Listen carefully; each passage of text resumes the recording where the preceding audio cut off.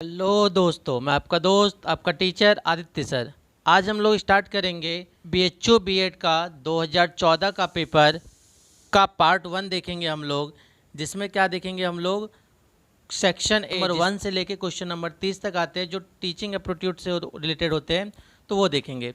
ये पेपर किसका है वो भी समझ लीजिएगा, बीएड सोशल वाले का है, जो जिनका कोड क्या होता है 568। ठीक है, तो आइए स्टार्ट करते हैं हम लोग क्वेश्चन नंबर 1 से। क्वेश्चन नंबर 1 देखिए क्या लिखा है। एक अध्यापक अपने कार्य के प्रति उत्तरदायी होगा यदि उसे, पहला ऑप्शन, विषय वस्तु एवं शिक्षण विधि के चयन की स्वतंत्रता दी जाए। सेकंड ऑप्शन, शिक्षण में प्रशिक्षण दिया जाए। थर्ड ऑप्शन, उच्च अध्ययन के लिए अवसर दिया जाए। फोर्थ ऑप्शन, अधिक वेतन दिया जाए। तो इन चारों में से आपको बताना है। तो एक अध्यापक जो होता है वो अपने कार्य के प्रति कब उत्तरदायी होगा, यदि उसको स्वतंत्रता दी जाए शिक्षण विधि का। तो ऑप्शन नंबर क्या हो जाएगा 1। नेक्स्ट क्वेश्चन, क्वेश्चन नंबर 2 देखिए। मॉन्टेसरी विद्यालय बल प्रदान करता है सृजनात्मक शिक्षण पर, इंद्रिय प्रशिक्षण के नियम पर, पूर्ण अनुशासन पर, साधन संपन्न विद्यालय भवन पर। तो सबसे पहले इस क्वेश्चन का आंसर जानने से पहले तो ये समझिए कि मॉन्टेसरी पद्धति होता क्या है। तो मॉन्टेसरी पद्धति जो है वो 2.5 से 6 वर्ष के बालकों के हेतु प्रयोग में लाई जाने वाली पद्धति है, जिसका विकास 20वीं सदी के प्रारंभ में डॉक्टर मारिया मॉन्टेसरी द्वारा हुआ। रोम विश्वविद्यालय में मंदबुद्धि बालकों की चिकित्सा का कार्य करते हुए उनका ध्यान उक्त बालकों की शिक्षा की ओर गया और उन्होंने मॉन्टेसरी पद्धति का विकास किया, जो बाद में सामान्य बुद्धि बालकों के शिक्षा के लिए भी उपयोग में लाई गई।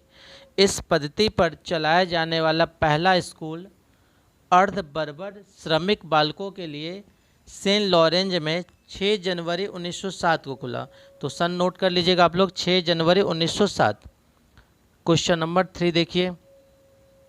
मान लीजिए कि आप अपनी कक्षा में छात्रों के ज्ञान का मूल्यांकन करने हेतु एक प्रश्न पूछना चाहते हैं। सबसे अधिक उचित क्या होगा? 4 ऑप्शन दिए गए हैं। पहला ऑप्शन, एक समय में एक से अधिक प्रश्न पूछना, बड़े प्रश्न पूछना, एक विशेष छात्र से प्रश्न पूछना, पूरी कक्षा के सामने प्रश्न रखना, तब एक छात्र का चयन कर उससे प्रश्न पूछना। तो कौन सा मेथड अपनाना चाहिए? चौथा। पूरी कक्षा से हम लोग प्रश्न पूछेंगे और फिर एक छात्र से वो क्या करेंगे, हम लोग पूछेंगे। ठीक है। क्वेश्चन नंबर 4, एक अध्यापक अच्छा संप्रेषक बन जाएगा यदि उसके पास, पहला ऑप्शन, बोलने की योग्यता हो, सुनने की योग्यता हो, भाषा के प्रयोग की योग्यता हो, मजाक कर लेने की योग्यता हो। तो भाषा के प्रयोग की योग्यता होनी चाहिए। ऑप्शन नंबर कौन सा है? 3। नेक्स्ट क्वेश्चन, क्वेश्चन नंबर 5, एक अध्यापक के लिए सबसे कम वांछित योग्यता क्या है? पहला, स्नेह, सहयोग एवं उत्साह प्रदान करना। सेकेंड ऑप्शन, कक्षा में पाठ्य पुस्तक पढ़ना। थर्ड ऑप्शन, ज़रूरतमंद छात्रों को व्यक्तिगत सहयोग प्रदान करना। ठीक है। चौथा ऑप्शन है खुला कक्षा डिस्कशन करना है। ठीक है। तो चारों में से कौन सा होना चाहिए? ऑप्शन नंबर 2, कक्षा में पाठ्य पुस्तक पढ़ना। नेक्स्ट क्वेश्चन, क्वेश्चन नंबर 6 देखिए। अध्यापक का सबसे महत्वपूर्ण कार्य है कि वह अपनी बातों को छात्रों को समझा सके, कक्षा के दौरान छात्रों को तनाव रहित रखे, पाठ्यक्रम को पूर्ण करे, नियमित कक्षा ले।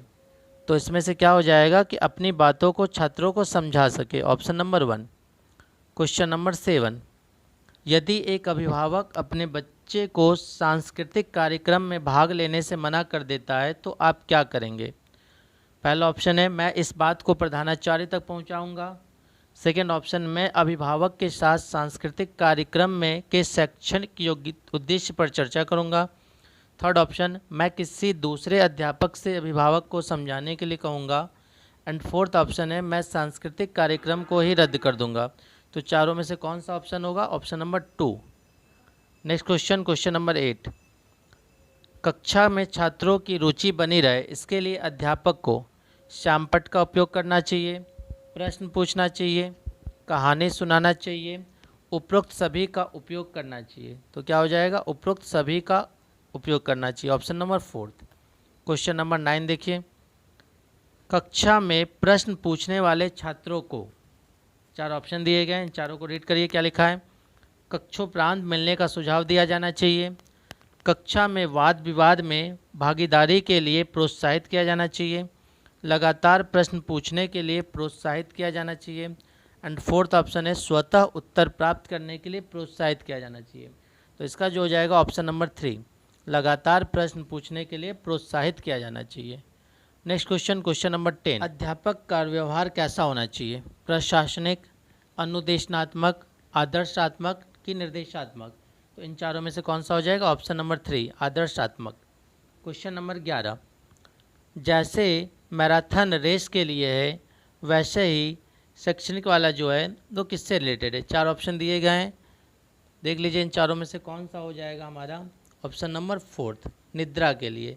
ये देख लीजिए इंग्लिश में हाइवर्ड है ना, इसका क्या हो जाएगा? निद्रा के लिए।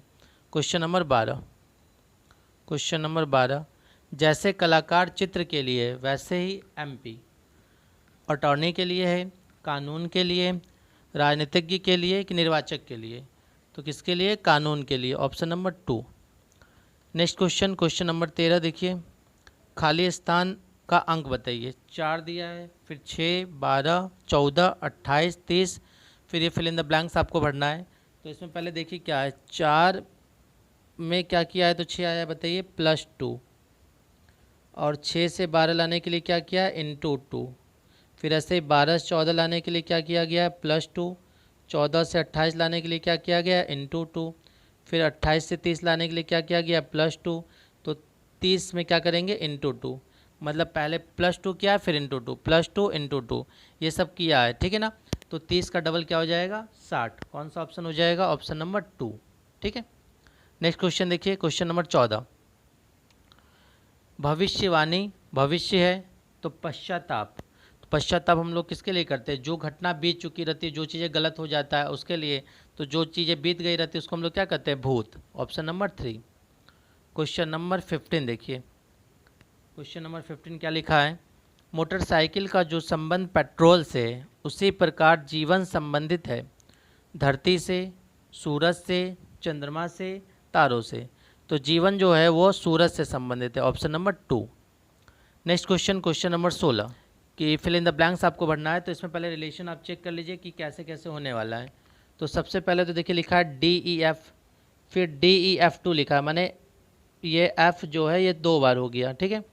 फिर आगे E को 2 बार कर दिया है, तो अब आगे क्या होगा? D को 2 बार कर देंगे हम लोग, ठीक है। तो D2E2F2 कौन सा ऑप्शन में मैच कर रहा है जरा देख लीजिए, D2E2F2 क्वेश्चन ऑप्शन नंबर 4 में।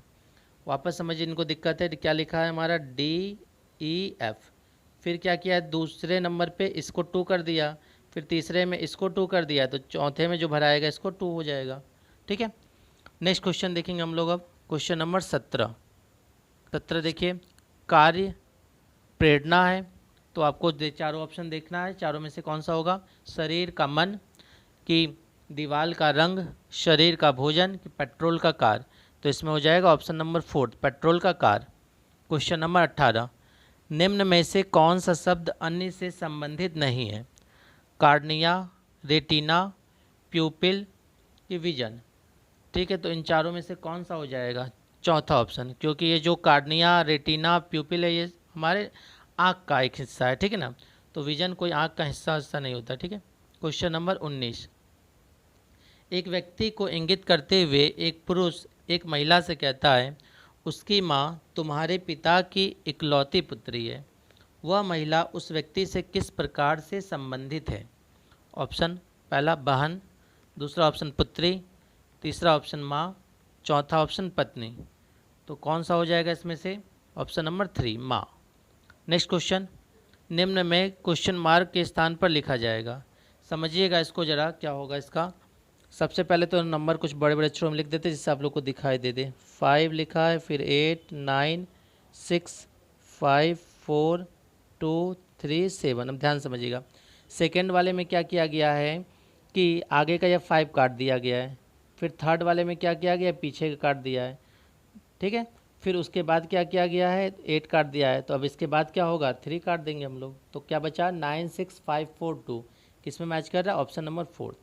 ठीक है, एक बार फिर से समझ लीजिए, आप लोगों को तो अगर दिक्कत हो रहा है तो पहले देखिए ये नंबर दिया है, उसके बाद अगला नंबर में क्या किया गया, ये 5 को काट दिया, मतलब पहला नंबर 5 को काट दिया।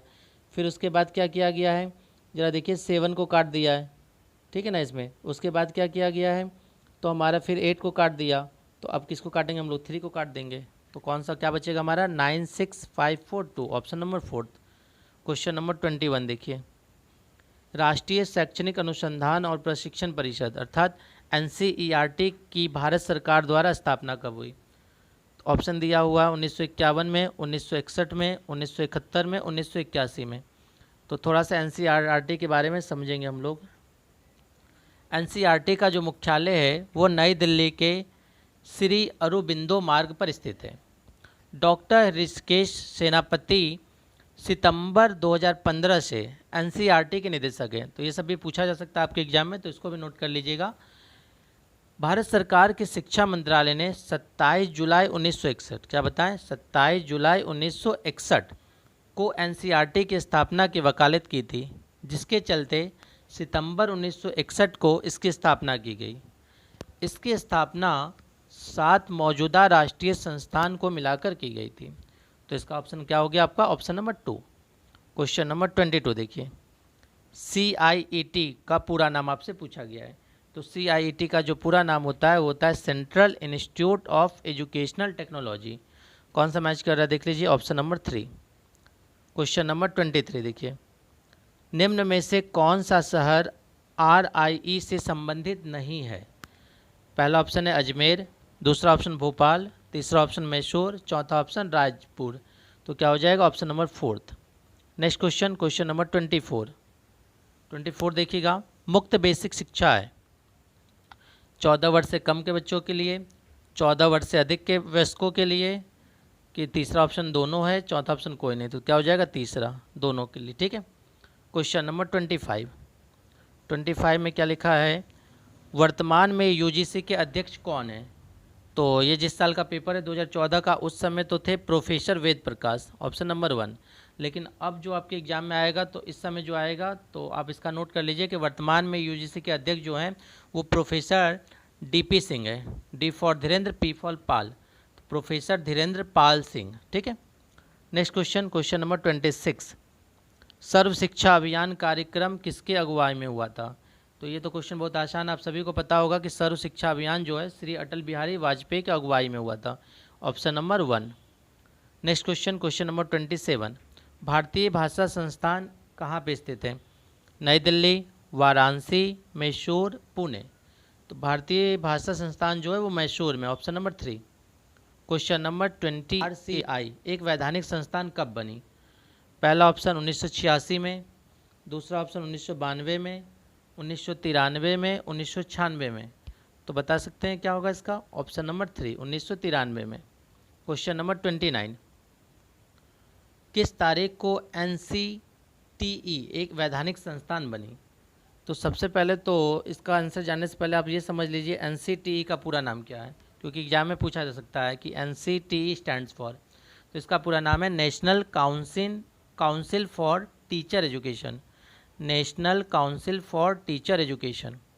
अब क्या पूछा गया, एक वैधानिक संस्था कब बनी? पहला ऑप्शन है 15 अगस्त 1995, 17 अगस्त 1995, 18 अगस्त 1995, 20 अगस्त 1995। तो बना था कब? 17 अगस्त 1995, ऑप्शन नंबर 2। लास्ट क्वेश्चन देखिए आज का, national institute of mental health and neuro science कहाँ पे स्थित है? लखनऊ में, भोपाल में, बंगलुरु में कि दिल्ली में?